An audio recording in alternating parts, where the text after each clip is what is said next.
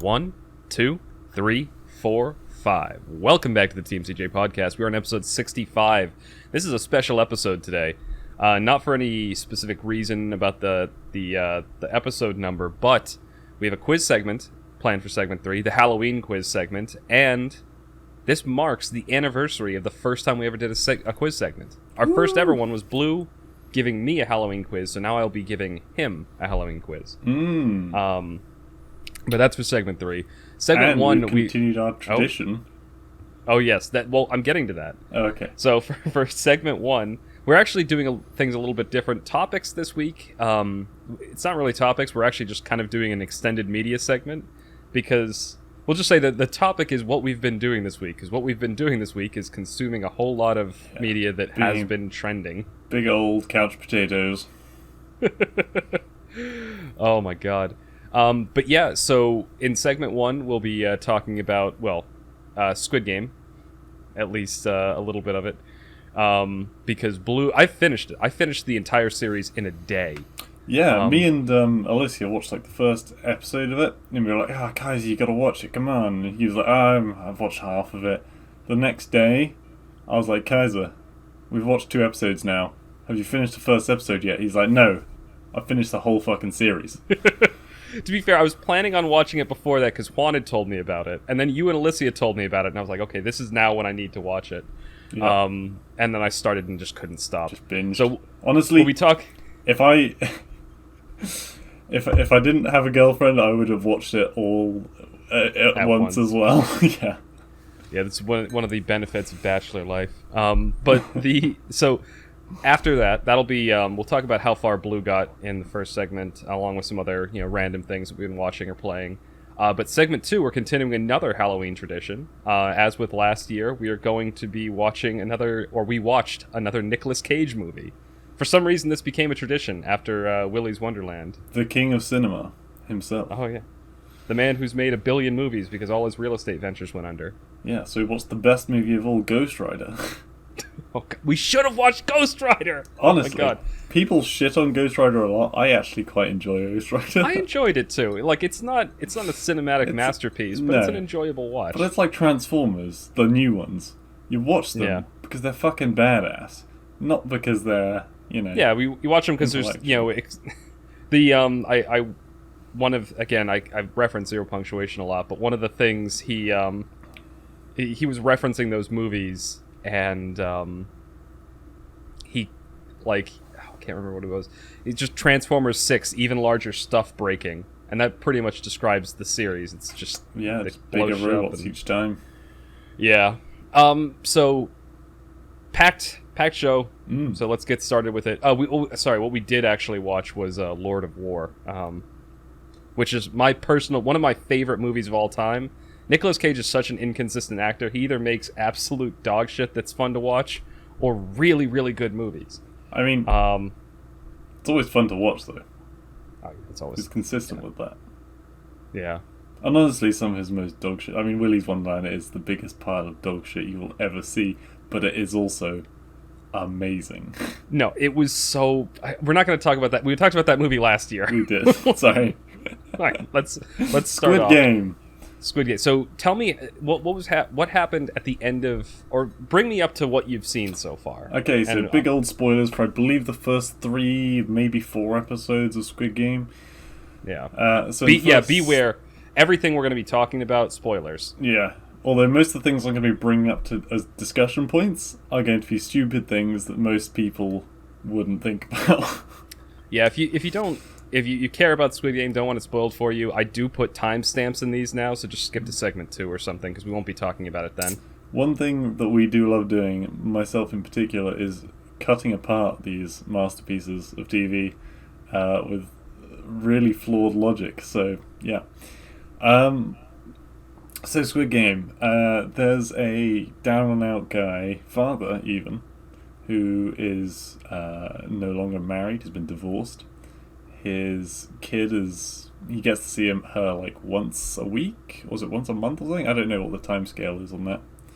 Yeah, he gets visitation rights. However frequent it is, it doesn't really matter. It's just every once in a while. He's poor as shit. I don't think he even has a job anymore. He's living with his mother, and He does have a job. They do mention that he's a chauffeur. right. Yes, you're right. And he gambles, and then someone steals his money, and he is severely in debt. He's also a bit of a dickhead. This is something that Kaiser and I disagree on. Well, I think we disagree on it because you've only gotten so far in the series. I will say that. No. We disagreed on this before you'd finished the first episode. Okay. I'm talking about just the first episode. So yeah, he's being threatened by gangs. He signs a waiver of his human rights, which is colossally retarded. Pardon my language. And Well, specifically, he signs a thing that says he'll agree to donate his kidney or something like that in exchange for absolvement of his debts or whatever.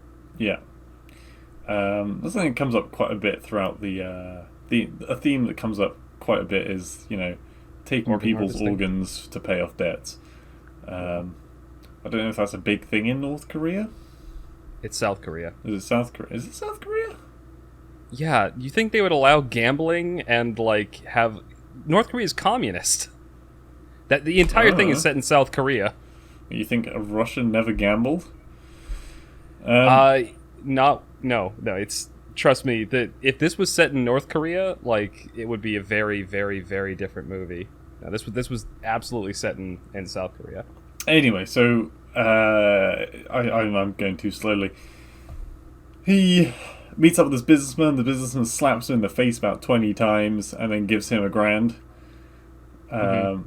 And then he says, right, here's my business card. If you want to earn more money to play more games like this, call me up. He does so.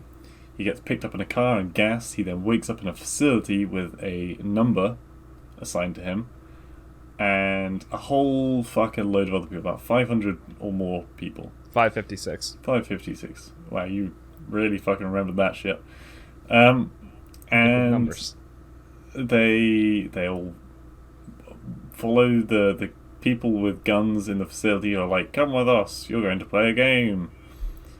And it's the old what's the time, Mr. Wolf, is what we call it in England. Oh yeah, in the U.S. and in South Korea they call it this probably because the U.S. was over there. But red light, green light is the game. Oh really? I didn't know. I'm surprised it's the same. It is in America though. Yep. Yeah. Well, it's probably because of the Korean War, because we fought the Chinese to keep South Korea from being conquered by the communists. So that's probably why they call it the same thing as we do in the U.S.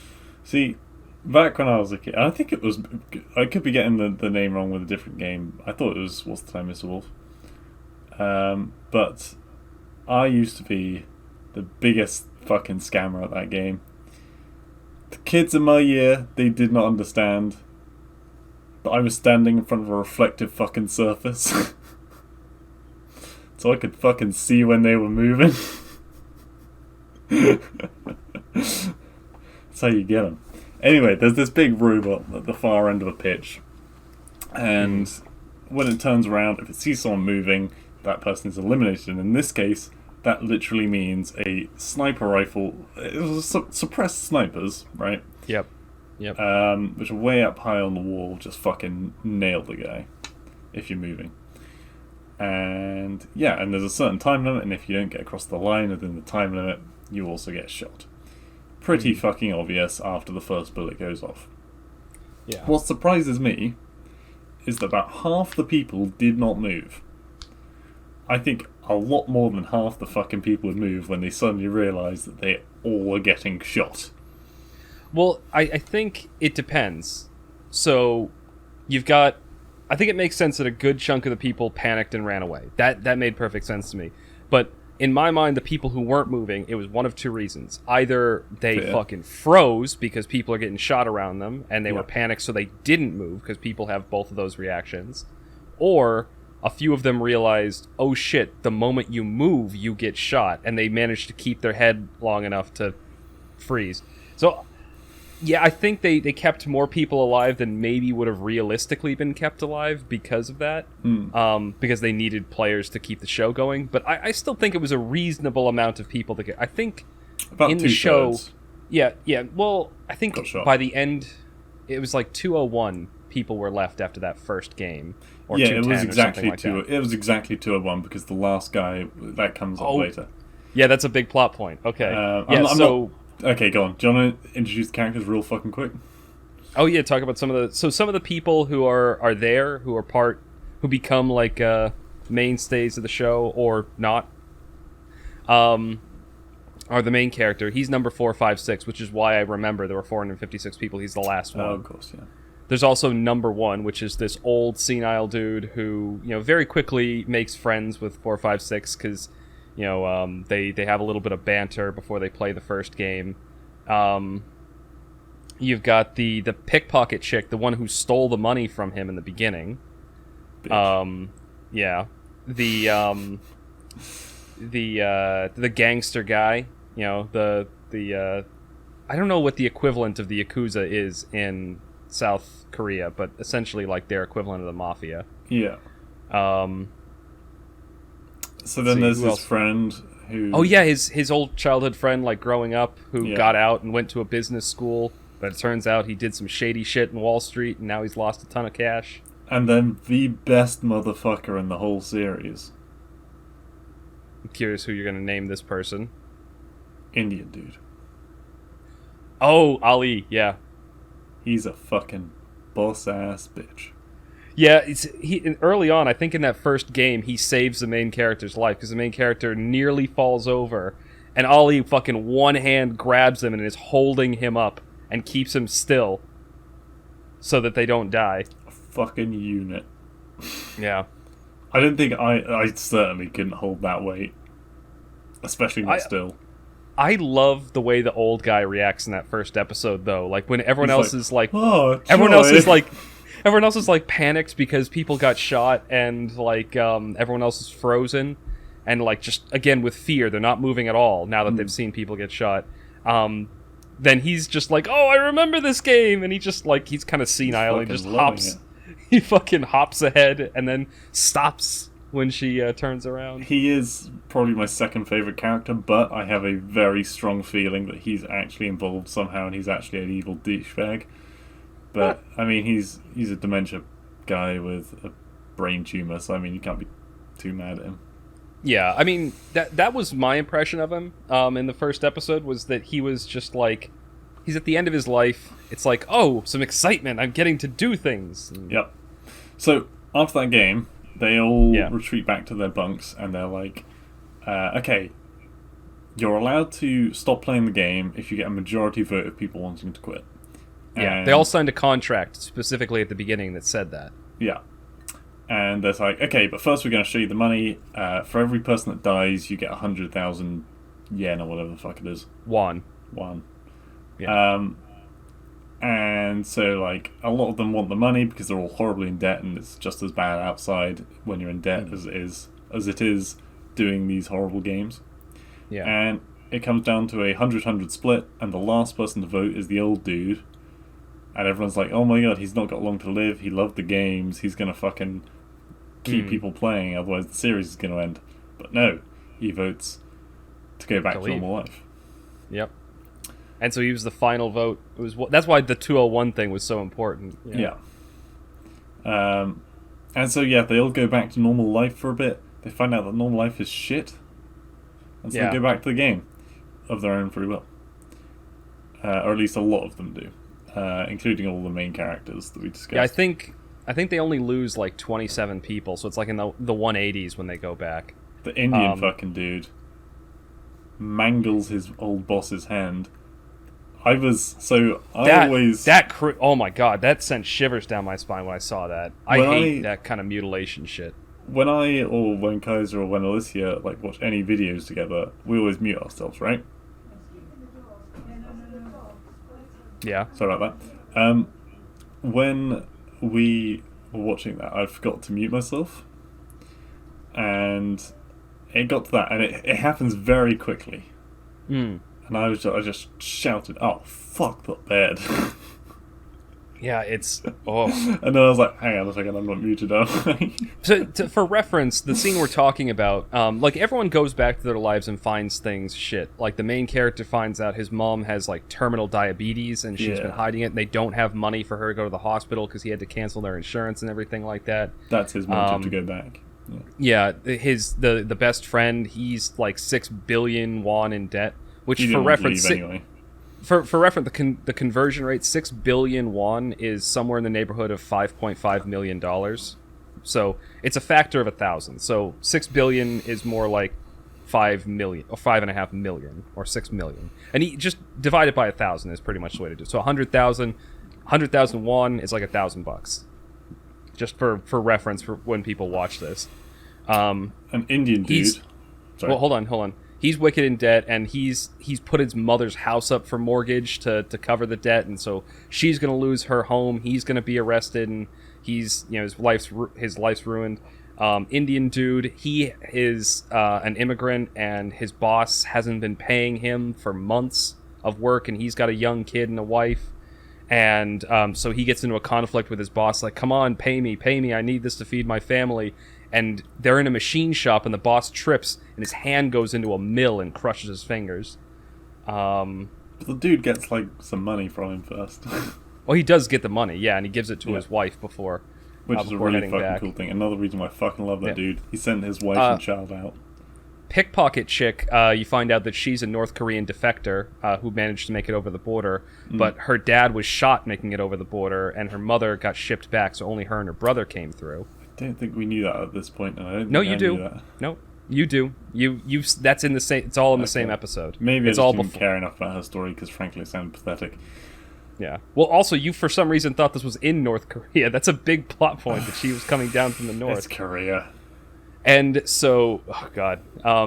So they like there's this kind of shady guy who says that he can get her mother over the border, but he needs more money, and so she threatens him not to screw her, and then goes off. So that's her motivation for going back. So they all have reasons that they want to go back into the game. And basically that their life outside is so desperate that they're willing to risk their lives going back in to make it to the end. Oh, the fuck. Okay, right. And then the gangster. All right. He gets set up by his fucking his underlings, right? And they're like, "Oh, you fucked up this casino up north, and now they're here to collect you. South. You're fucked, motherfucker." Oh, fuck off.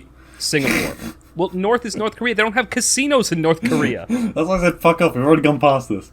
You can't tell left and right, alright? How do I know you can tell north and south?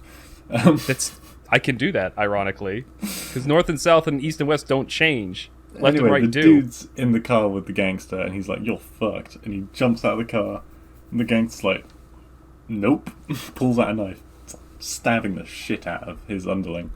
And then fucking running jumps off of a bridge to escape the casino. He has the best line when this happens, though, and I loved this, because the guys coming for him, they're all from, this is why it's relevant, that the casino was, in Singapore or in the Philippines or something. It was down in the South China Sea.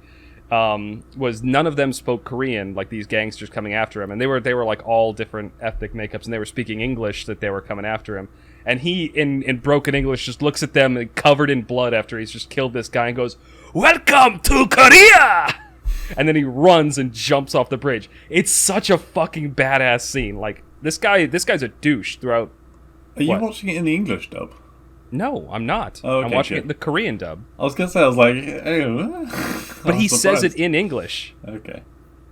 He says it in English in the Korean dub. Yeah. And it's hilarious when he does it. I love that scene. The guy's a horrible person, but he had a very badass moment there. Anyway, speeding on, they all get back to the facility, except I'm not going to bother mentioning the inspector. I suppose I should, because it's kind of important.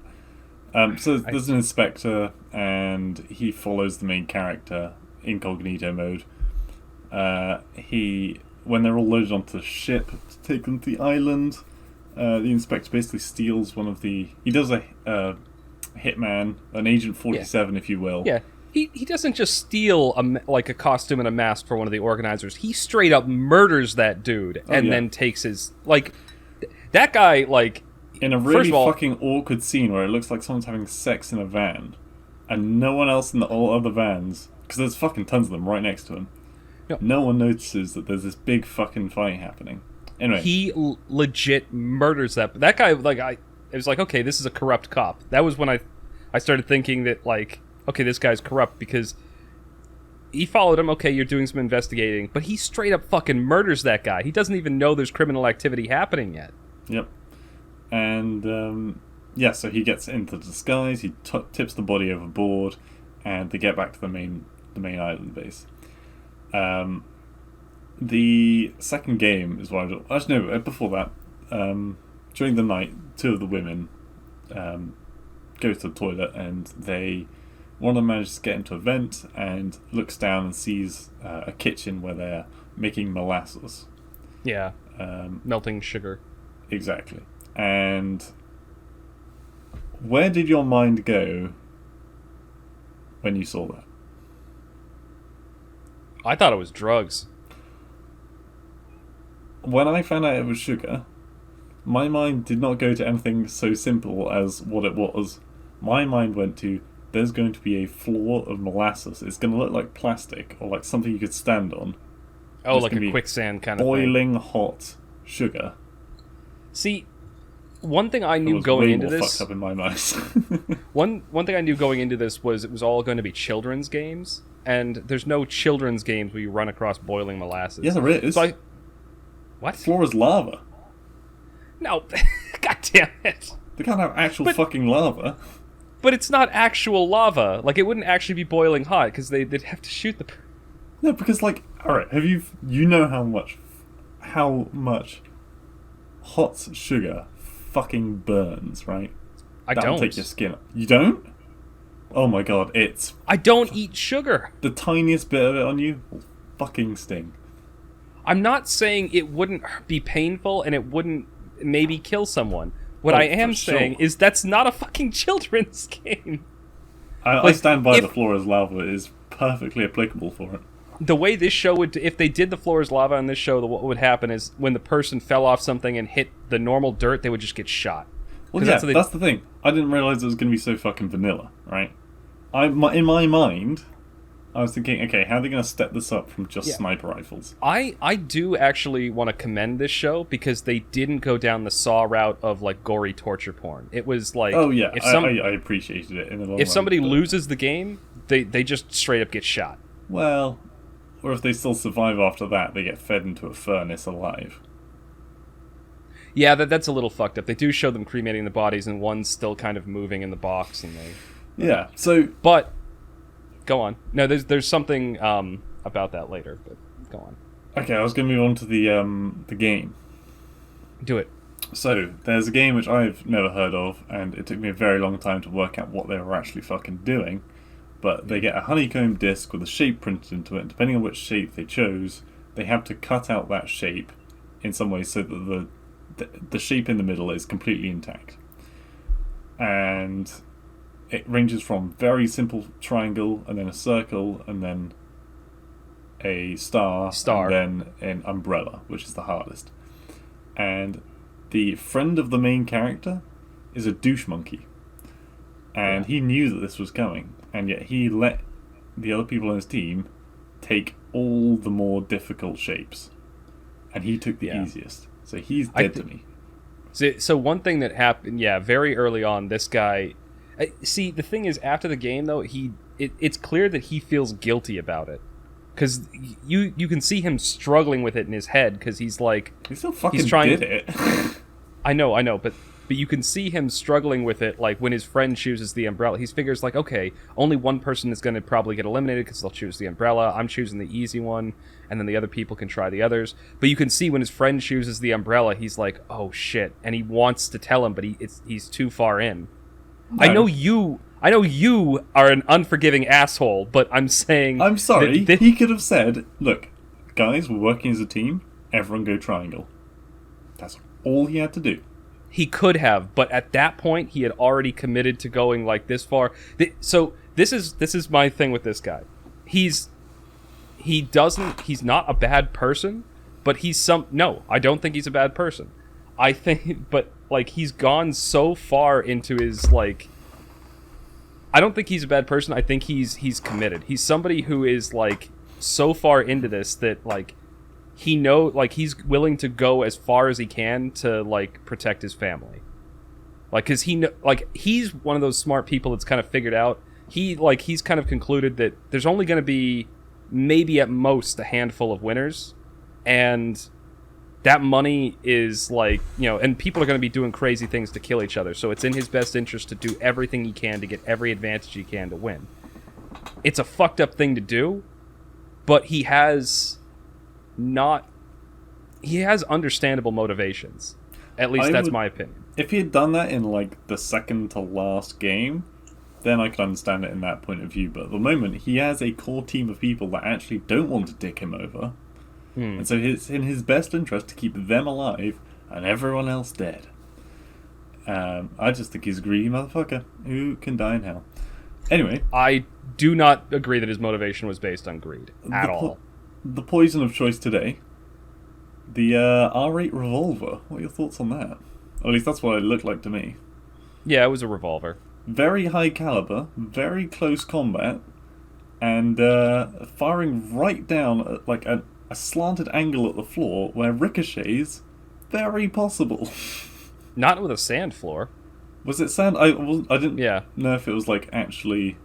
Yeah, it was either like packed dirt or sand. Either way, the slug would have embedded in the ground. Okay. But yeah, very much a loud, a big fucking bullet with a loud noise. I think that was the. Yeah, that was the other hazard, is like you flinch and you break your cookie and now you get shot too. Because that's the fucking moment I would have broken, is the first shot going off would have pissed myself. So there's a few other plot points in this too. You see a few other people kind of conspiring because this one like awful woman who is one of the most annoying people in the entire series. It's clear that she actually, when she came back, smuggled cigarettes in her badge. Yeah, that was a bit fucking weird, wasn't it? Well, like, of all the things you could fucking smuggle in, you fucking idiot. Well, it turned out to be very helpful because she smuggled in a lighter. And she used that to heat up her needle and cheat in this game so she could cut through the cookie instead of just poking it like everyone else was. And so then she drops the lighter to the gangster dude and to try and ingratiate herself to him, so she's trying to make inroads and allies there.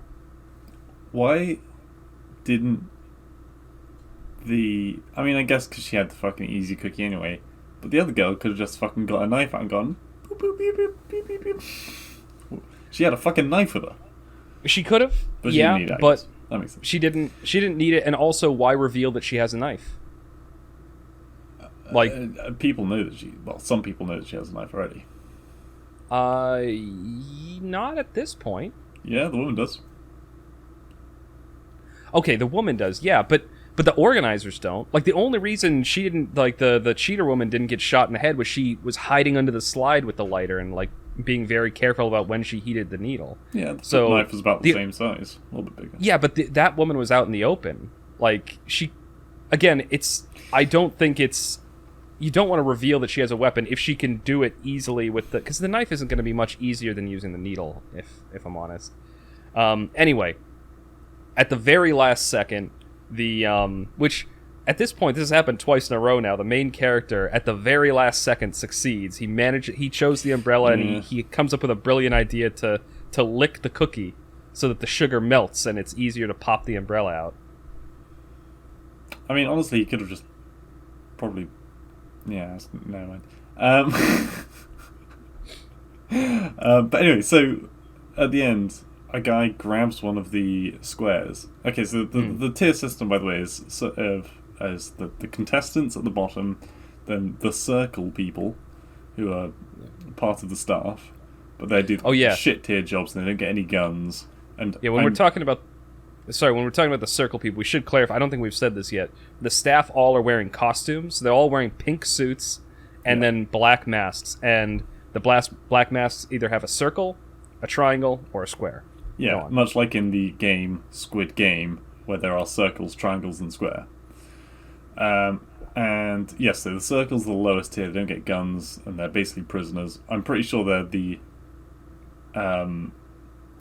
are the people who are in debt that chose the red card at the beginning with the slappy dude as opposed to the blue card. Oh, that never even occurred to me. And then there's... I'm not sure what the difference is between the triangles and the squares, but I just know that the squares are higher up than the triangles. You haven't gotten to this yet, but it's not much of a spoiler. The triangles are the soldiers. They're the people who get guns. They're like one step above the circles. The squares are the managers. They're the ones who are in charge of the triangles and the circles.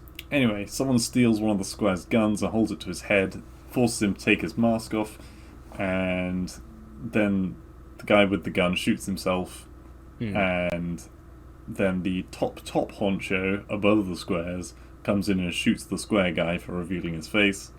Yeah. The main guy is called Frontman, and he has a mask that looks like some kind of a low polygon face from the Super Nintendo. Yeah.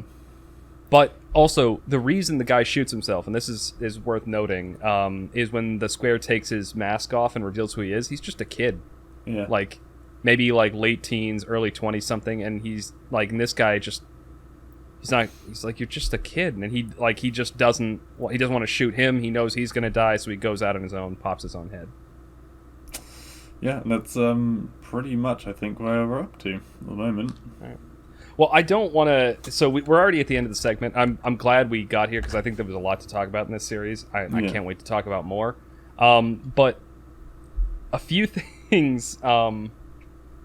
Like, one thing I really, really liked about this series, especially in these early episodes, and I didn't expect for everyone to vote to go back.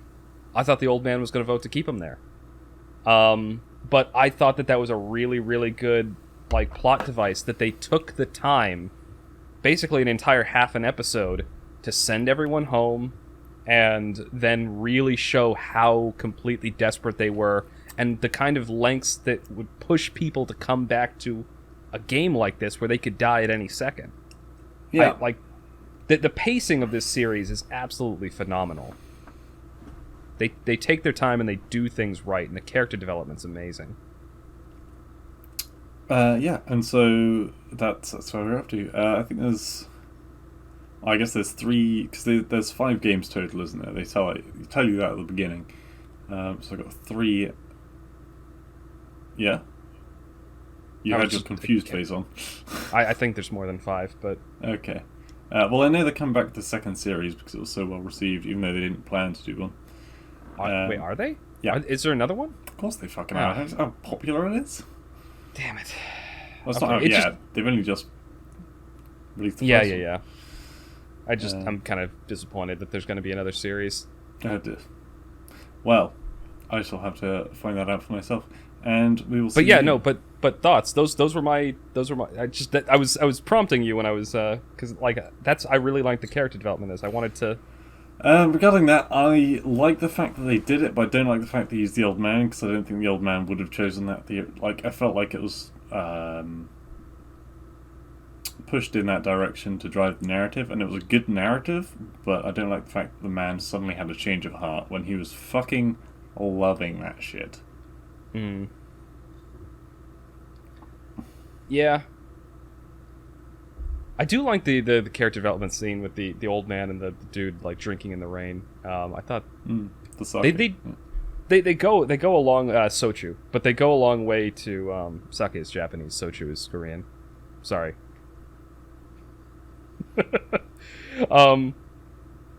They do go along with the character development. All right, I won't hammer that point anymore. All right, we didn't actually get to any of the other bonus topics we had to talk about for this, so I guess we're just moving right along to Lord of War in segment 2, and maybe if we have time we'll talk about them then. But yeah, this is going to be the end of segment 1 of the TMCJ podcast. Thank you all for listening, and you'll hear us again momentarily for segment 2.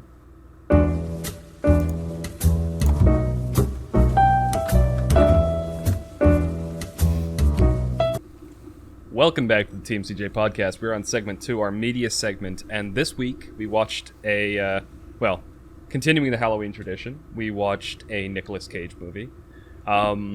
this year it was, well, I mean, it was my choice, and so we watched one of my favorite. It's actually one of my favorite movies of all time, Lord of War. This one came out when I was in high school, and in it, Nicolas Cage plays a illegal arms dealer, a gun runner. So I'm trying to figure out where I should start with the movie. Yeah, so he plays. What was his name in the movie? I actually can't remember his name. In my mind, it's just Nicolas Cage. I think his last name was Orlov. Doesn't matter. So he plays a immigrant from Ukraine, who him and his family kind of ran away from the Soviet Union to the U.S. Opened a little restaurant. His dad pretended to be Jewish to get out of the country, and they opened a little restaurant in Brooklyn, an area called Little Odessa for all the the Russian immigrants there. When he's in his younger years, he witnesses like a gang hit going on at a restaurant, and he the line. Actually, you know what? I know where I should have started, and before I'll get back to that point. But I really want to start with the opening line from the movie. The camera pans up and you see Nicolas Cage on a street that's full of a ridiculous amount of shell casings from bullets, and he takes a drag on a cigarette and just goes, "There are over 550 firearms in worldwide circulation. That's one firearm for every 12 people on the planet." And he's like, "The only question is, how do we arm the other 11?" And I love that line. Because it really sets up the movie perfectly. Anyway, so he goes into this restaurant, witnesses the gang hit, and he says, like, I think the line is, "You go into the restaurant business because everyone is going to have to eat. It was that day that I found that my calling was fulfilling another basic human need." And that voiceover is him while he's staring at a bullet that he was on the floor after that gang hit. So he starts to get some submachine guns from some contacts in Israel through his daughter, or his dad, who knows some guy at the synagogue he goes to. He sells them to some gangsters, makes some money. He brings his brother in, and they start doing stuff together, making gun sales, and then eventually they get big enough that they want to go and talk. They go to like an arms show in Germany, which at that time was split in half, West Germany and East Germany. And he tries to get in contact with this big name arms seller named Simeon Weiss. That guy basically tells him, "You're too much of an amateur. Fuck off, kid." But eventually they do grow, get bigger and bigger, and they start selling like old arms that are left behind by the U.S. From when they were in different conflict zones around the world. They make money, and then it's just kind of a montage of him making more and more and more money, and the different places around the world, the different people he's selling to, and I think the word, or the way he described it was, I was an equal opportunity merchant of death. He was like, I sold fascist-made bullets to communists. I sold Islam, or I sold Israeli-made submachine guns to Muslims. I did, basically just pointing out that, like, he didn't pick sides, didn't care who he was selling to. It was just like, if they were going to buy him, he was going to sell them to him. He'd find a way to get them to him. And there's all these different montages of him finding ways around different laws, like bribing people to get through checkpoints and stuff. Like he's going through like a Chinese or some Southeast Asian country checkpoint, and he's just like, "Oh, I'm going I'm going in for some target practice, for some hunting," and the guard is like, "It's like there's over 10,000 bullets here," and he's like, "Oh, I'm just a little trigger happy." And the guy goes, "Trigger happy?" And he looks at the papers, and underneath the paperwork is like a stack of $100 bills. And he's like, "Oh," he smiles and just waves the trucks through. So that's all kind of the establishing montage of how he builds up his career. And then they introduce the main antagonist, if you can really call it that, for this movie, to the show, which is this Interpol agent named Jack Valentine. They're on a boat, sailing, and they've got a bunch of crates, probably full of weapons, and they're coming up on him on a boat.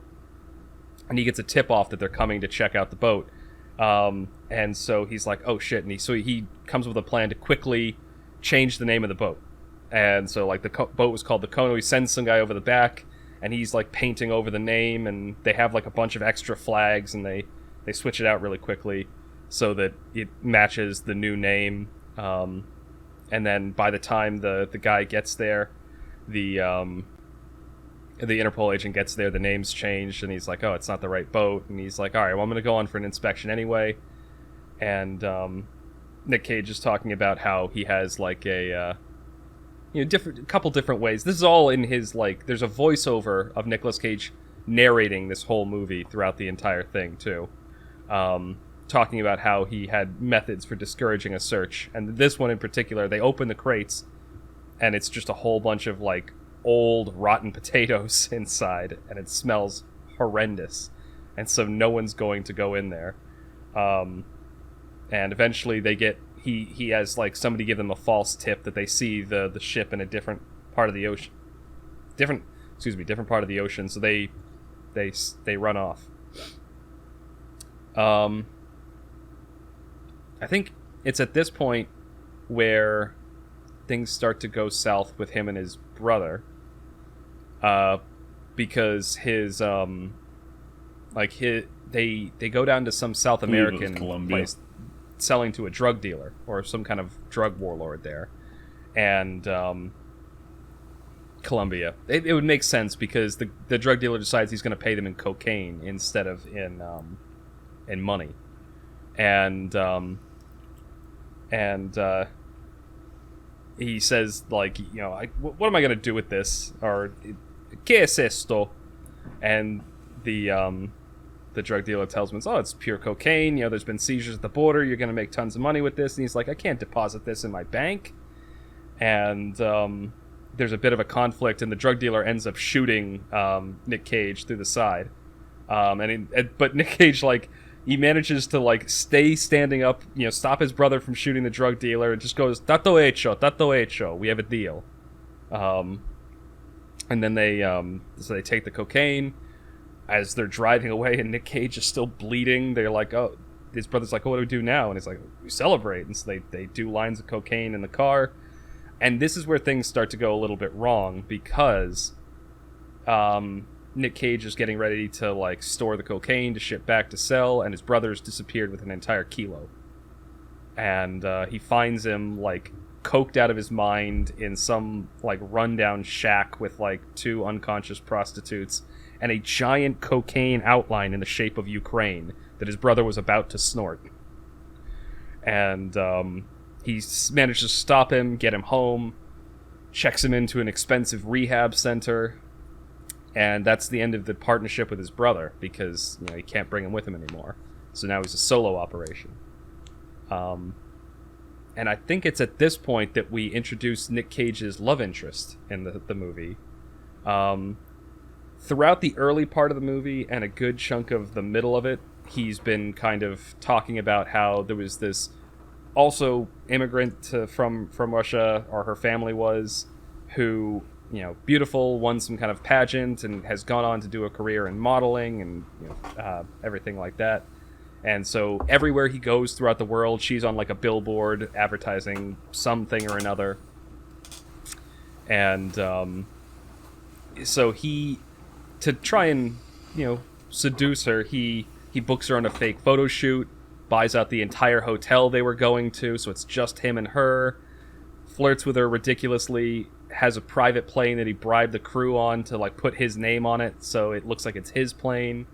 And fast forward, they end up getting married, and they have this big fancy wedding, and he's talking about how, like, again in the narration, not to anyone in particular, how he's put himself deeply in debt to pretend that he's as big and as rich a man as she thinks he is.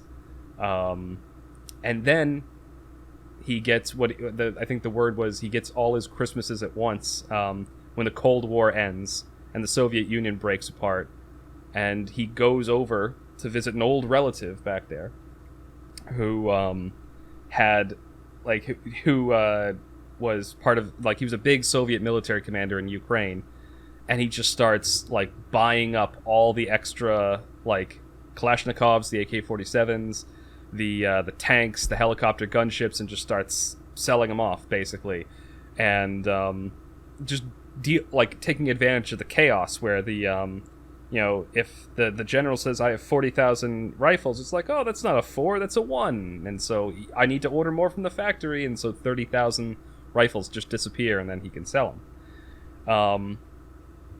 That goes on for a while, and I think it was at this point that they introduce Andre Baptiste Jr., the president of Liberia, who, if you know anything about that country's history, it was an absolute shit show from the inception. But he was essentially just a brutal dictator. And he's one of, his customers who's never met him, but he goes to meet him. And there's this amazing scene, and this really establishes Nick Cage's character in the movie, or really solidifies it in my mind, because the guy's examining the different guns, and Nick Cage is talking about all the different things they have, and off in the background you see one of the soldiers that's in the room kind of flirting with a girl who's in the room, and clearly the president doesn't like this. He thinks it's disrespectful, so he loads the pistol and shoots the soldier right there, and Nick Cage goes, "Why'd you do that?" And he then turns the gun on him and goes, "What did you say?" Like he's Nick Cage, are you questioning me? Are you saying I don't have the right to shoot this guy? And then Nick Cage snatches the gun away from me. He's like, "What? Now it's a used gun. How am I supposed to sell a used gun?" And he starts cleaning it off obsessively, and the president just starts laughing. He's like, "A used gun. I think you and I can do business." And then they have a little laugh together. Their rapport starts there. We're kind of at the midpoint of the movie. I've been talking nonstop. Do you want to say anything at this point, or do you want to wait till I finish the synopsis and then we discuss? Okay. Well, the rest of the movie moves pretty quickly at this point. So Nick Cage becomes very wealthy. That arms dealer who snubbed him at the German arms show, the Berlin Arms show, he now is offering to work with Yuri, and Yuri tells him to fuck off. Oh, Yuri Olaf, that was his name. Nicolas Cage. He tells him to fuck off, and they kind of now have a rivalry. And then after the deal for a while goes on with his uncle, unfortunately is the victim of a car bombing because of that other arms dealer, because he's repeatedly been refused by Yuri's uncle. So he gets killed, and now it's again just Nick Cage again. Nick Cage ends up owning a bunch of a fleet of planes. He's flying in shipments everywhere. All throughout this time, that guy, the Interpol agent, is constantly on his ass trying to catch him. Eventually, the thing that does him in is the Interpol agent gets to his wife and tells her what he's been doing, and his wife just can't deal with it. She's she watches the news, she sees the kids with the guns and everything like that, and she just she won't have it. And so for a while he tries to go legitimate. He does all this other stuff, and it's not making nearly the same amount of money, and clearly what he misses is the thrill and the excitement of doing this whole thing.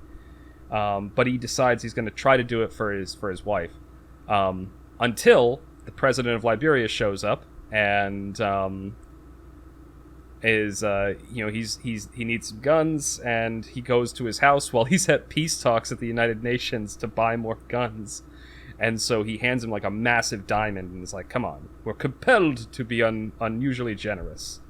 And he recruits his brother back into it, who has been a shambles ever since the cocaine incident.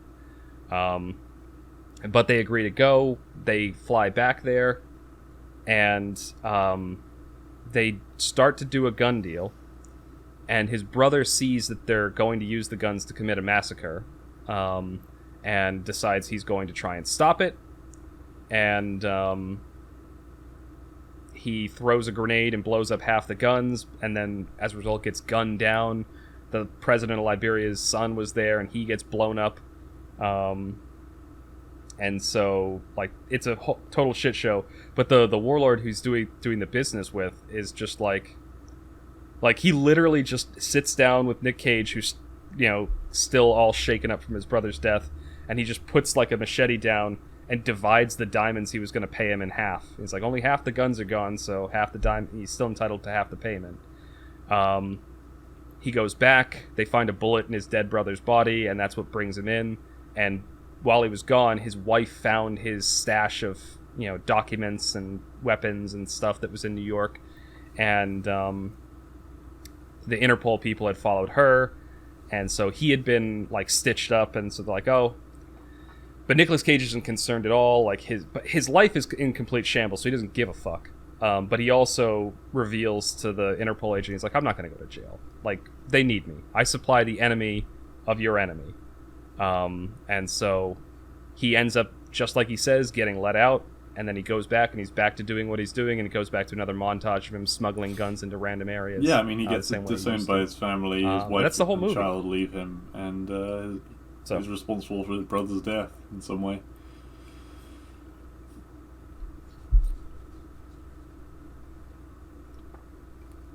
Yeah. I'm curious about like what your thoughts are on the whole political message of the thing. Like, I'm curious, where would have you stood on that whole incident at the end there with his brother and him? I mean, Nicolas like, Cage would have known this kind of thing was happening anyway, so it wouldn't have come to that point. Like, really.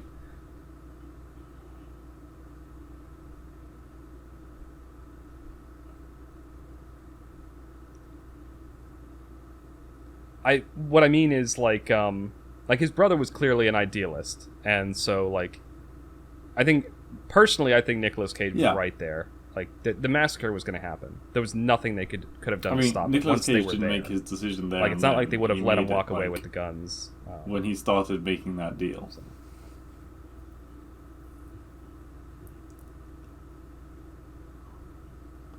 Yeah, exactly. When he decided to. Like, he made his mistake when he decided to accept the offer and make the delivery and take the diamond from the president.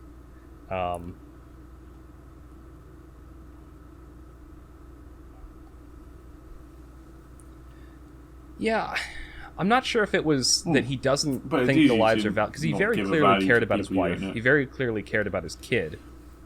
But...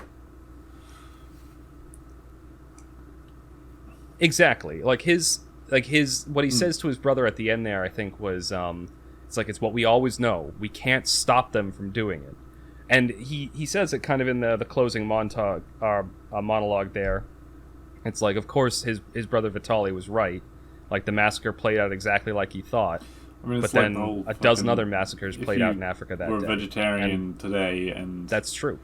You didn't like people killing animals, it's the same thing. Like, you can't really do anything about it because they're still going to happen. It's just conscientious objection. This is something that... Yeah. On a more, like, I guess, philosophical point, this is one thing that, like, really annoys me about, like, activists that have, like, you know, their own life is in a shambles, but they're always going out to, like, protest, like, save the earth, save the this, save the that. It's like, my own personal philosophy is, like, you take care of yourself first. You make sure your own life is in order. Then, if you still have time left in the day, you take care of your friends and your family. Then you start thinking about your community. Then you start thinking about your country. Then you start thinking about the world. But I think that's... How dare you're not going to fix the whole world all at once.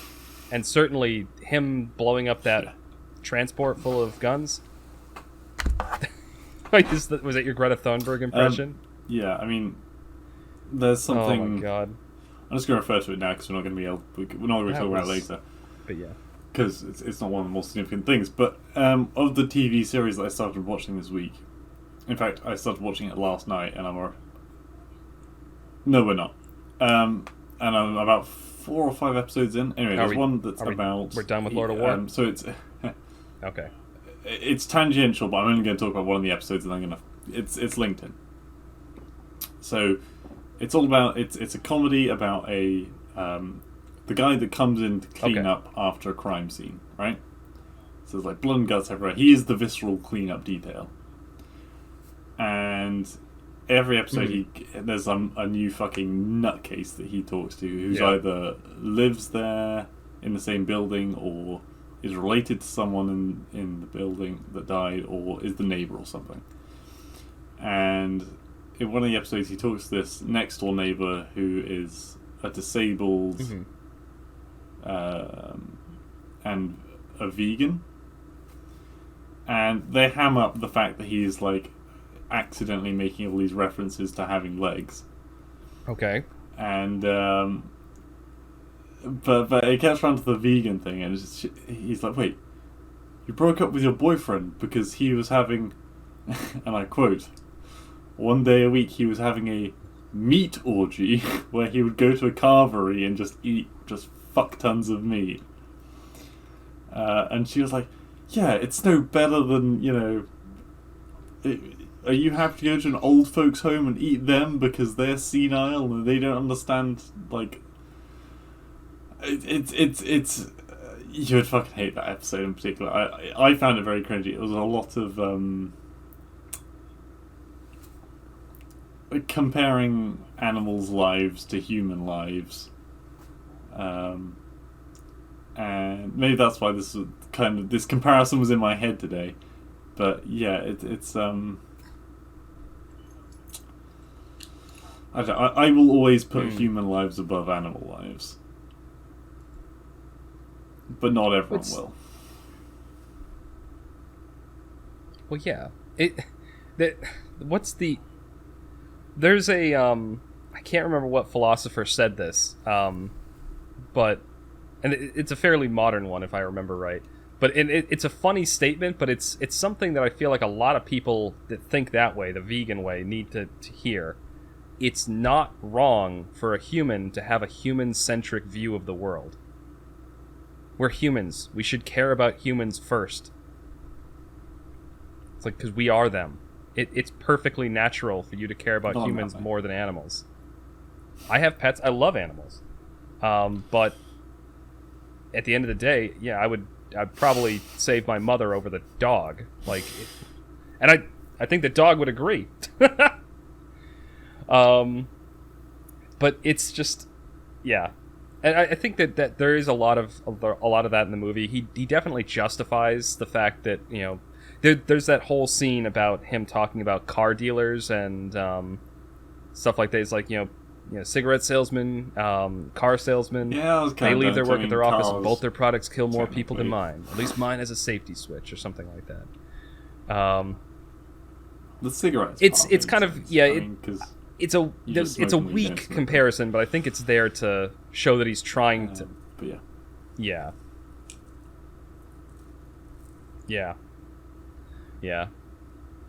But there was something else I was just thinking about. One of the other scenes in the movie that just really stuck out to me. Oh, it was the scene where his wife is trying to convince him to give everything up, and she thinks it's about the money, and she's like, "Oh, we have enough. We don't need more. Don't worry about that." And he's like, "It's not that. It's like I'm good at it." And I think that, and she clearly looks a little bit confused by it, but I think that that's like a real motivation for a lot of people job that satisfaction do these sorts of things. They find it's almost like a career. It's like, yeah, exactly. It's the satisfaction of you're doing a job and you're doing it well, even if that job is that, I'll tell them about the time selling when guns up. to third world dictators. I think. Oh yeah, God, that was hilarious. So, there's a scene in the movie where he where that other gunrunner, Simeon Weiss, gets killed. Specifically, he gets captured by the dictator of Liberia, Andre, and he brings him to Nick Cage's hotel room, and they kill him together, as it were. And it traumatizes Nick Cage, 'cause, he's never killed anyone before, and so he ends up doing like cocaine and drinking a lot of vodka in like a local bar, and he's wandering around in this haze, playing soccer with random kids. Like, he sees a girl that only has one arm, like a random prostitute bangs him, and then at the end he's at this alleyway, and these two guys, big burly guys with AKs, come walking by, and the one guy's pointing a gun at him, and the other guy's like, "Oh, he's don't touch him. He's Andre's." He's like, "Fuck Andre," and he points a gun at him and pulls the trigger, and it clicks, like it jams or something.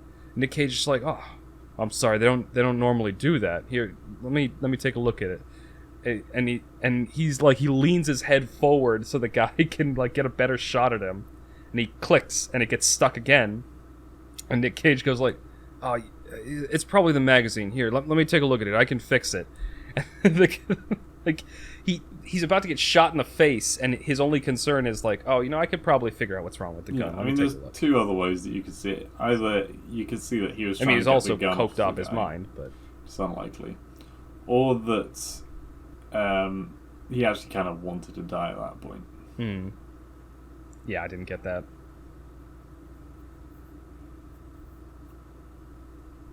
Yeah. Well, it kind of shows that at that point, like, his life had become kind of empty, and really the only thing that gave him meaning was he's a great salesperson, so I mean, you could just change to a different... Yeah. But still within the same... Yeah. Yeah, overall marketing. A different career, yeah. And he did. Like, yeah. That's what he did, actually. During the time when he went legitimate, he was. Yeah. I think the line was, "Thank God there are still legal ways to exploit developing countries." Like, so. Yeah. One of my favorite parts of that movie is all the clever ways he gets out of stuff. That's why Catch Me If You Can is so good. Like, the excuses he gives, the way he bribes people, the way he gets around the Interpol people. That's true. Yeah. It's fun to watch. It's fun to watch a con man work if you're not the one being conned. But yeah. I mean, I think in both of those instances, I think the reason Catch Me If You Can and this movie are so much fun to watch is they're kind of victimless crimes. But much like in Going Postal, there is always many victims to something like this. There is a victim. Yeah, exactly. It seems like it, perception-wise, it's a victimless crime. Because in Catch Me If You Can, he's like, "Oh, I'm going after the banks," but the banks have employees that probably got fired. People might have lost their savings. Yeah, the companies that he was cashing checks from, they might have gotten taken. And this one, obviously you don't see anything. It's like, oh, he's getting around the law, and it's like okay, that's kind of cool to watch. But at the end of the day, like, a bunch of poor people. He's just giving these war-torn nations the ability to keep killing each other. Yeah.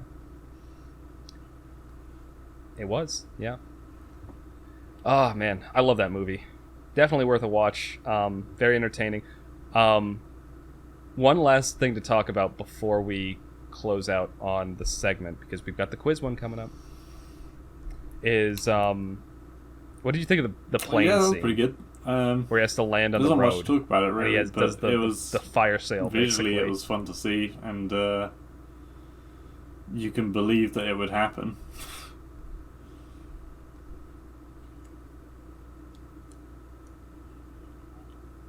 Yeah, it was just fun to watch. So the scene is he's getting followed by an Interpol jet and has to do an emergency landing in the plane. They have a giant cargo plane.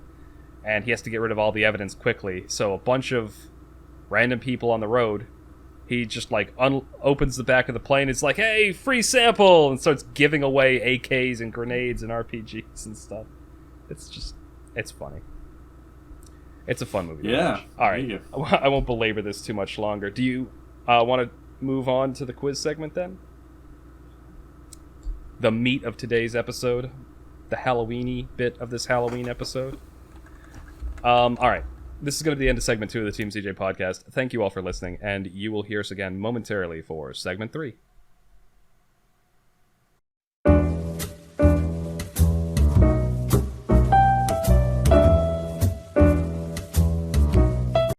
Welcome back to the TMCJ podcast. We're on segment 3, our wildcard segment, which this week is our Halloween quiz, the 1-year anniversary of our very first quiz segment, which was also a Halloween quiz.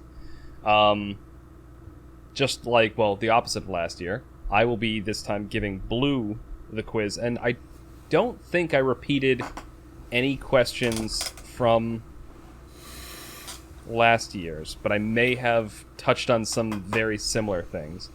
So I tried... A lot to live up to for the tradition. I tried to keep these, like... There are a good chunk of historical ones, but I tried to keep them... Like, they're ones that even if you don't know the history, you can probably guess.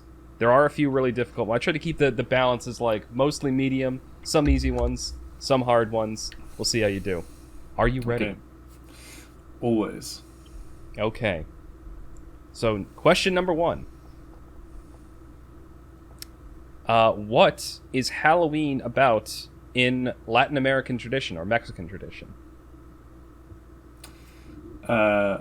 Are we talking about Dia de los Muertos? That's what it's called. You actually got the bonus before I even read it. Okay. But what's it about? It's all about your passed on family, remembering your passed on family members so they can come back and spend a little time with the world of living. Boom, 2 points right off the bat. And guitars. It's not about guitars. It's about guitars.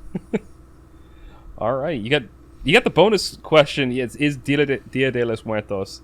Nailed it.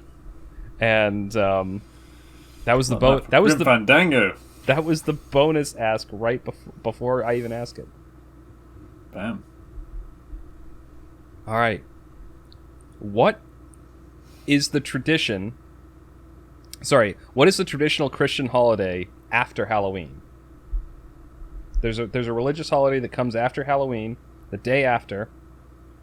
Actually, yeah. Do you know what it is called? There's 2 answers I'll accept to this. Is that one where you have the oranges and you stick a bunch of I don't cocktail sticks in it with sweets on them? I do not know this tradition if it exists. I'm just asking for the name of the day. All's Hallow Eve? I don't fucking know. You're very close. Do you want to give it another try? I'll give you another, 30 seconds.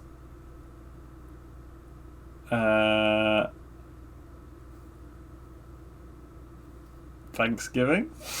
No, you're off by a month.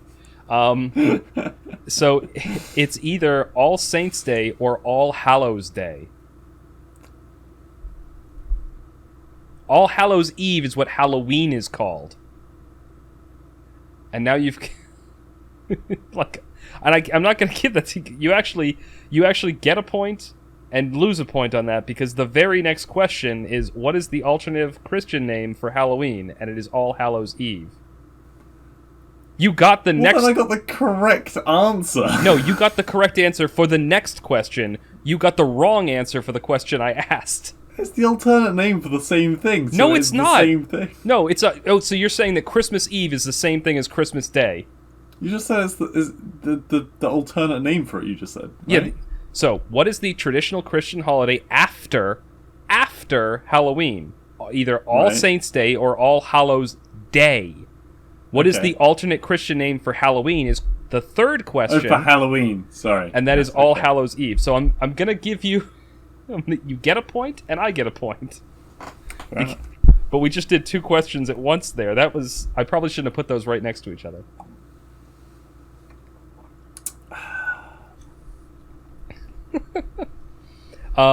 Okay. Halloween... 3-1, bitch. The tradition of Halloween originated in what... Island. What? Ireland.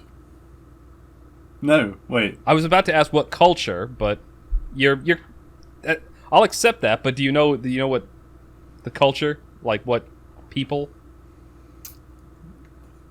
I mean, the You don't want me to say the Irish, do you? No, I don't. I want you to say the Celtic. Okay. But you're right. Ireland, Celtic, same sort of thing. All right, you get that one right. God, I made these first few questions too easy. Don't worry. Remember, I had to research this shit last year. I'm surprised you remember all of it.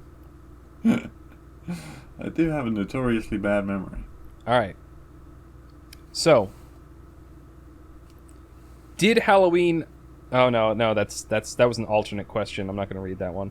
I had this one as if the first one didn't work out. All right. What did the first trick-or-treaters receive? When trick-or-treating became a thing, which was originally in America, that's when the first... Nope, the first trick-or-treaters... Like, I'm not saying when it was called trick-or-treating, but the first time this tradition of going around to people's houses and receiving something and dressing up for Halloween... Yeah, okay, it wasn't America. No, it wasn't. It was. No, it wasn't. There's a drunk history video out there. They're wrong. They're flat out wrong. Talking about the History Channel now. The History Channel has ancient aliens and ice road truckers. Drunk history can't be wrong. They're wrong. I'm sorry. Okay, so sorry, what was the question? The question is, what did the first trick-or-treaters receive? And I'm not talking... Maybe it wasn't called trick-or-treating, but it was the tradition of going around to people's houses... I'm going to say candied apples. No. Okay. The answer is soul cakes. And it was... Bonus question is, how long ago to the nearest 100 years did this start? Oh. Well, I mean, considering... I already know that you're wrong about this. I'm sorry, they're wrong. Look this up. To the nearest 100 years, you say? Yeah. Okay, so it won't be within the last, 200 years. Probably. God, he's doing that weird thing where he strokes his beard again. Which I do as well. It means that he's feeling smug. I beat the History Channel. Of course I'm feeling smug. You didn't beat the History Channel.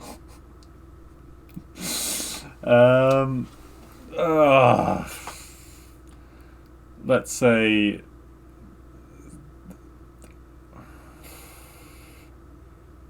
$1853. Nope. 1000 AD. It was in the 9th century. The old Celtic traditions of Halloween and the whole the old Celtic traditions of Halloween intermingled with Christian traditions, and people would go around to wealthy people's houses and they would receive soul cakes.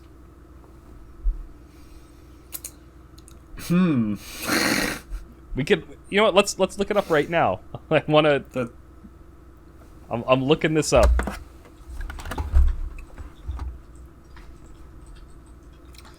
All right. No, I'm not looking for a recipe for soul cakes.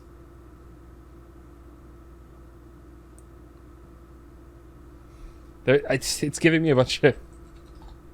It's giving me a bunch of history things. History things? That sounds like the correct thing. Sorry, I meant cooking things.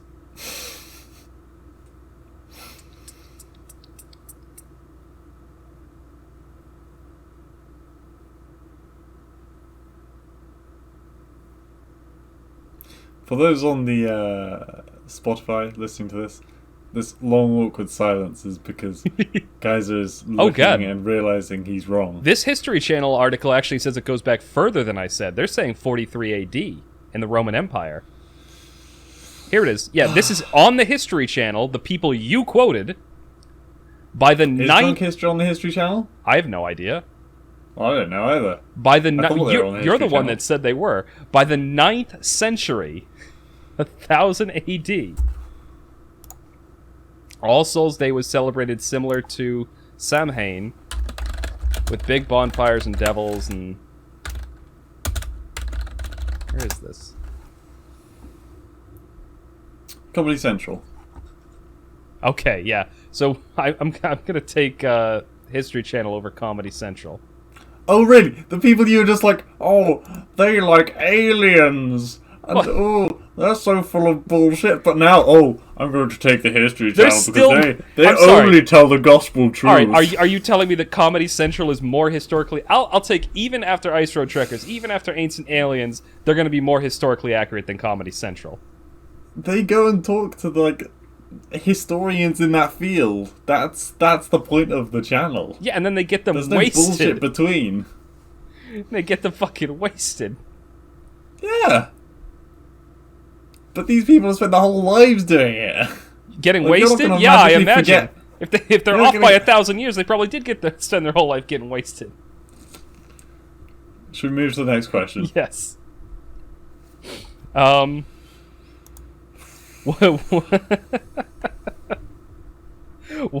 What countries started the tradition of dressing up for Halloween? Germany. No. Dressing up for Halloween. Yep. Countries, you said, right? Yeah, there's multiple answers I'll accept. Germany is not one of them. I was thinking of Christmas. That's fine.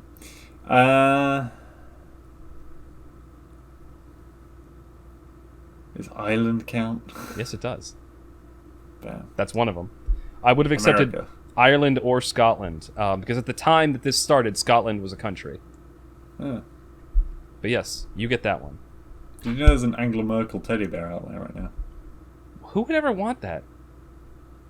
I don't know, but it makes sheep noises when you tilt it up. God damn it. I timed that perfectly.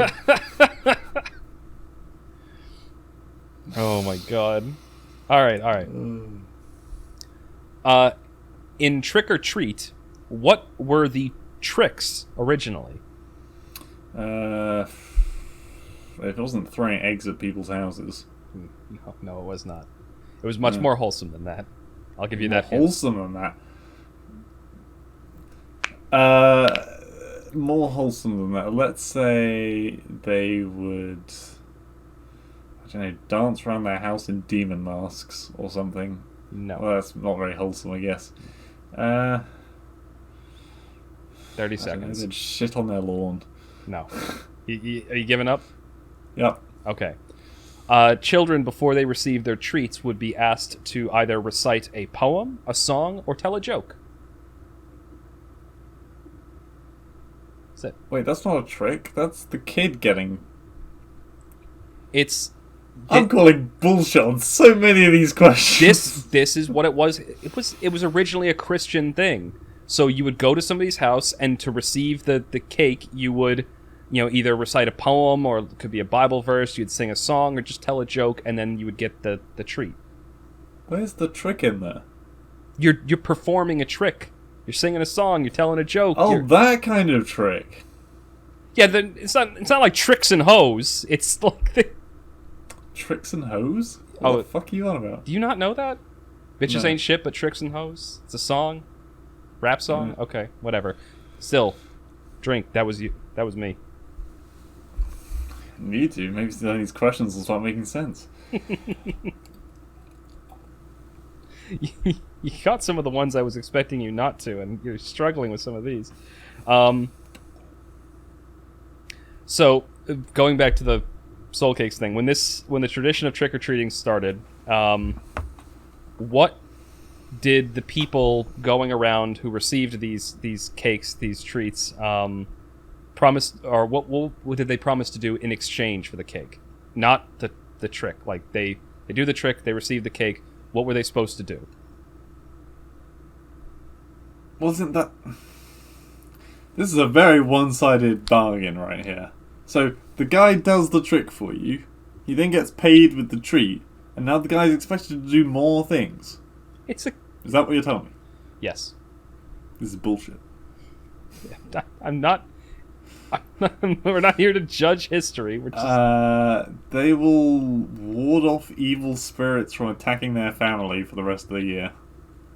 Close. They won't shit on their wolf. No, close. But think more Christian. They'll pray for them. Boom. Got it. They will pray for the souls of their dead. The dead people in their family. Kind of one-trick ponies. Yeah, so basically, like from what I was reading, they like the tradition started like with like poorer families. Yeah. Would go around, their kids would go around, they'd get these cakes, and they'd go to the homes of wealthier families who would bake these things, and they, in exchange, would pray for the departed of the family, the wealthier family. It was, anyway. And again, it was a weird... This happened all throughout Europe, where Christian traditions kind of intermingled and mixed with local pagan traditions. Anyway. Switching gears away from the history bit of it.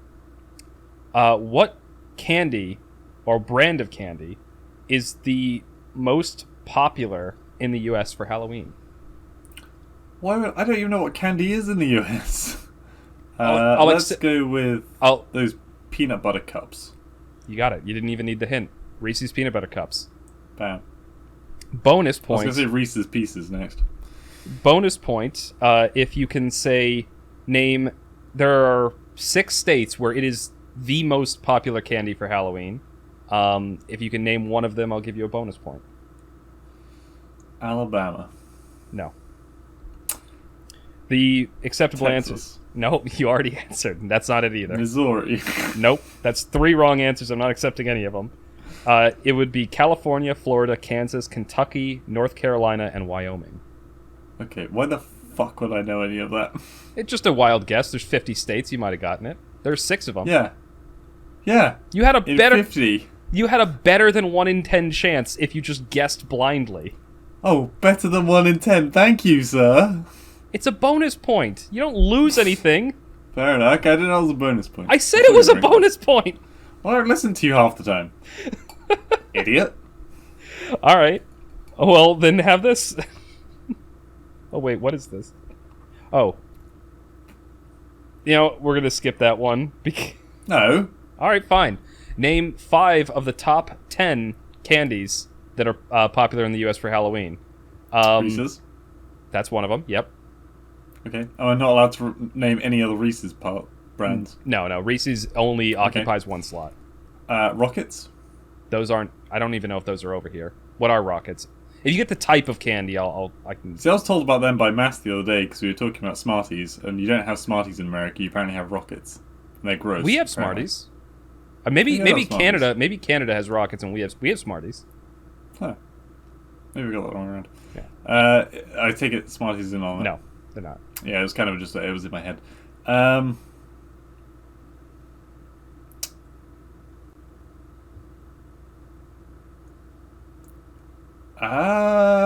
Chocolate. Lindor. Posh twats. No. Like that stuff wouldn't be popular here. Because that's just... Really? Yeah, it's just with posh people. Like, so Okay, this is like... You think like Belgian broad... chocolate. Yeah, think about the broad appeal. I don't know. You don't even have Cadbury's over there. No, you do have Cadbury's, but it's a different kind of Cadbury's. No, it's shit. Yeah. People in America, you don't see them eating much chocolate. No, but chocolate does occupy 4 places on this list. Oh, okay. More, actually. Yeah, it's a few brands. I'm assuming Hubba Bubba isn't a thing over there. I've never even heard of that. This is why I was going to skip this one. I think it's an unfair question because what I'm noticing is that there's a huge difference in the brands of candy between the two locations. So, tell me one. Sorry, I will absolutely fairly tell you if there's one that you list when you list them. If there's one that I know, then I will penalize myself. Okay, here's the list. Okay. Number 1, Reese's Cups. Yep. Number 2, Skittles. Number 3, Fuck. M&M's. Number Wait, 4... Skittles. M&M's. M&M's, come on. Smarties, come on. What? I don't know what Smarties are. Smarties are basically M&M's, but without a peanut in the middle of them. They're M&Ms just are... little discs of chocolate. Well, that's what M&Ms are. Okay, I'll give you that one. That's fine. Okay.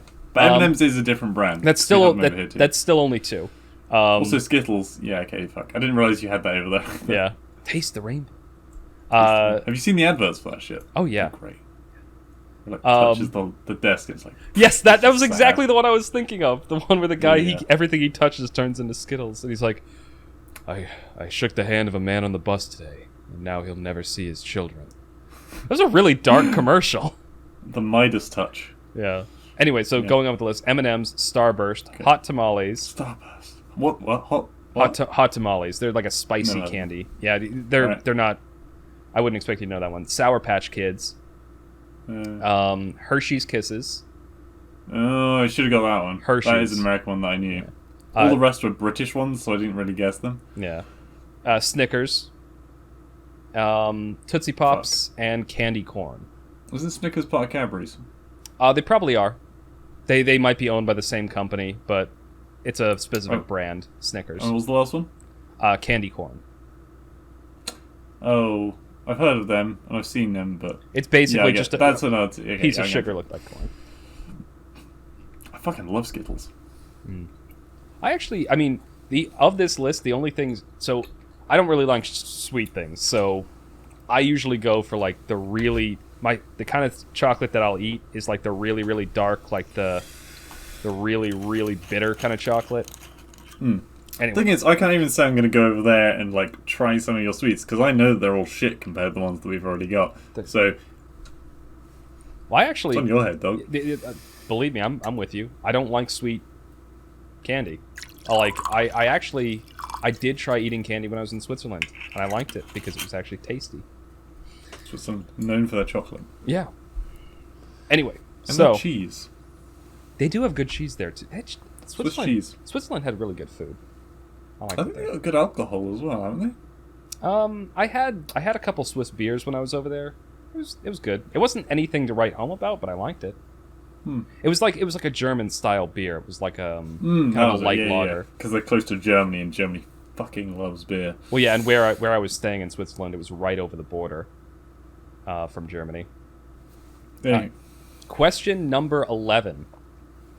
What is the primary ingredient of chocolate? In which country? No, in general. You cannot have chocolate without this ingredient.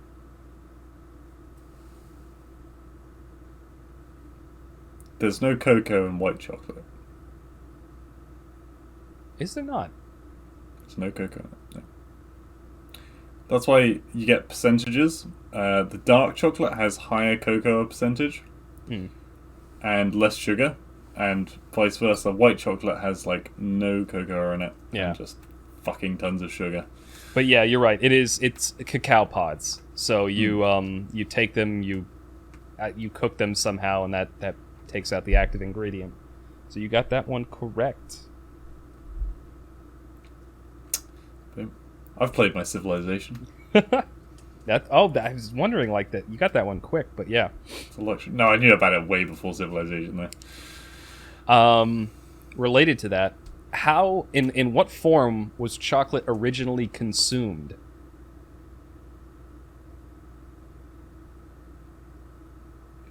What do you mean? Like, how did you? Well, you gonna say like a powder? Well, how would you ingest it in your body and the culture it came from? Yeah, I'd say they mix it into their drinks or something. I'll accept that. It was melted. It was like you would have it in a liquid form. Okay. They would drink chocolate. My next guess was going to be they rubbed it into their gums. No, they would liquidize it and they would drink it. Okay, yeah. So here's a bit of a tough one. What Mesoamerican god was associated with chocolate?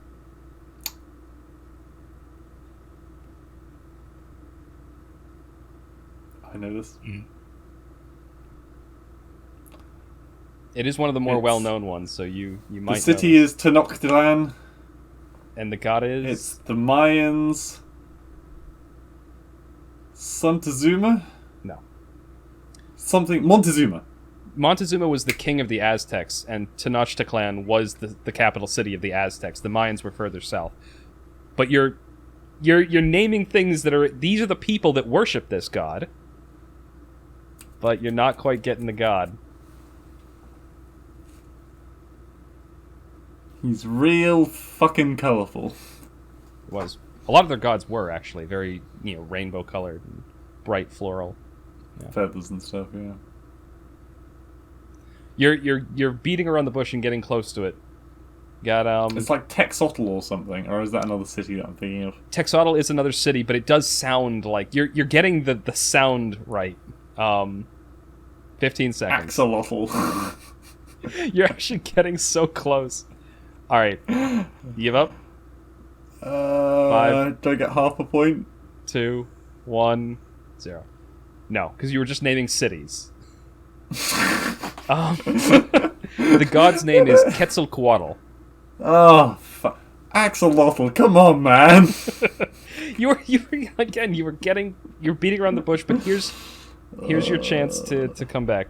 Your chance to there's a follow-up question, a follow-up piece of that question, but drink.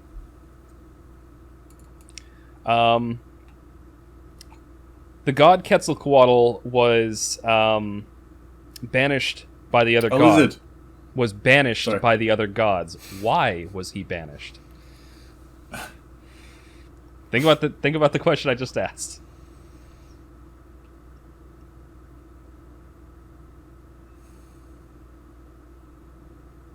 I'll give you a hint that it was he did something similar to what the god Prometheus did in the Greek pantheon. He brought fire to the people? He brought... light? Think about what this quiz is about. What?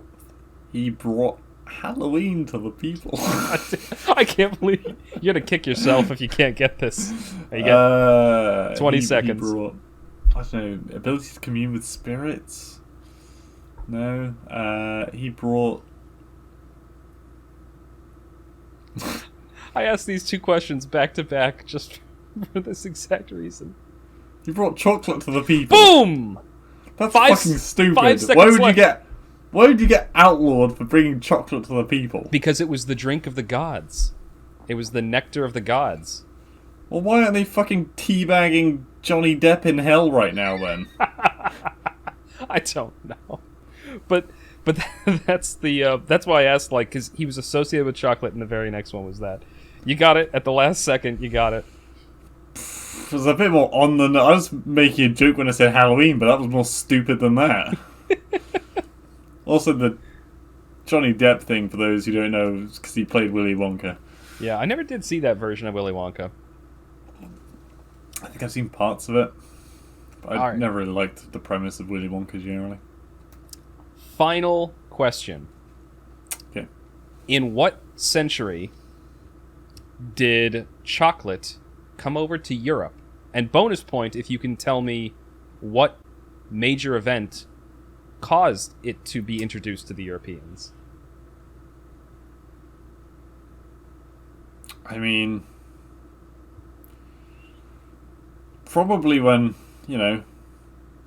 my kinsmen were ruling most of the fucking planet, if I had to guess. What?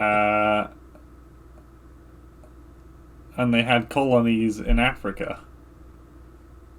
And they probably brought it over because it was a luxury and the upper class wankers could eat it. What are you looking for from me? I ask you, what century did it come over to Europe? Oh, century did it come over? When was... I don't know much about my history. It's a real kick in the balls right there. Well, you can just guess. I mean, you got a rough idea. See, I want to say 1700s again, but I feel like I'm being stupid. Am I being stupid, Kaiser? What was the medieval period? Medieval period would have been back in the medieval debatably goes between 900s to 1500s. I'm gonna stick with 1700. No. 1800s. Okay. You actually got further away. Fuck. It was 1600s. It was in the 1500s. Shit. And the event, do you want to take a guess at what the Fuck, event we're was? efficient when we're capitalizing the globe. Do you want to guess what the event was? The event, the only event I can imagine is not a nice one, so I'm going to let you tell me. Okay. It was the Spanish conquest of the Aztecs. Okay. So when the when the conquistadors took over Mexico I think and the South Aztecs America, were alive at that time, so good for them. they were a huge empire. They actually had populations similar to France and Germany before disease from the conquistadors wiped out huge portions of their civilization. But you know why I can... Sorry, go on. But no, just to... I was laughing when you were like, when they took over Africa, I'm like, chocolate came from South America. I know. Brazil, I guess. Yeah. Mexico, in particular, and Central. The reason I know so much about the Tenochtitlan and that bollocks is because in Civ Beyond Shite on the PS3, every time they fought a battle, all of their health would regen on that unit. It was fucking broken as hell, and I loved it. Which unit? Any unit of the Aztecs. Oh, yeah, when they fought a battle, at the end of the battle, they would get all their health back.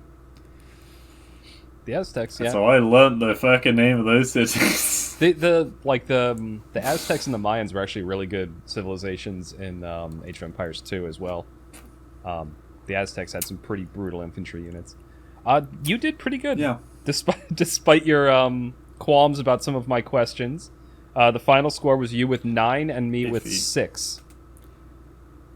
That's gotta be a fucking new record. Holy shit. Yeah. And I think that you got 1 bonus point early on and 1 question just because it was dubious. I didn't give either of us points for. So that's why it ended up that way. So it ended up coming to a total of 15 points, even though there were 15 questions and you did get 1 bonus point. So congratulations. You've achieved Halloween. All right. Yeah. Any final thought? What are you doing for Halloween this year? Got any plans? Well, that's the thing. The other day, and by the other day I mean yesterday, Alicia was like, "So what are you dressing up for Halloween?" Nothing. I'm not that young. Just wear that suit. I'm dressing up as this is my contribution to Halloween. I am dressed up like a dictator. I am the Lord of War. Oh my god. And I'm dressed up as a fucking, I don't know, a yuppie film producer. My eunuch. A eunuch? Do eunuchs normally wear turtlenecks? Is that like a thing? Are you calling... do look like a bodyguard. Are you... Are bodyguards usually eunuchs? Bodyguards usually eunuchs. Oh my god. I don't know, why don't you ask one, Kaiser, see how it ends up. Excuse me, sir, do you still have your penis? On that your bombshell. license, your weapons, and your penis. Ways to get your ass kicked in 30 seconds. Yeah. But yeah, hopefully you guys had fun with that quiz at home. God, we've been doing these quiz segments for a year now.